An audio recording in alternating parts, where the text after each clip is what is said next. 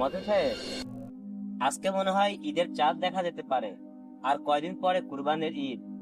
মানুষ গরু ছাগল কিনবে, কুরবানির দিন জবেহে করবে। কত সুন্দর একটি মুহূর্ত, বলেন। সুন্দর একটা দিন আপনার সামনে। আসসালামু আলাইকুম। ওয়ালাইকুম আসসালাম ওয়া রাহমাতুল্লাহ।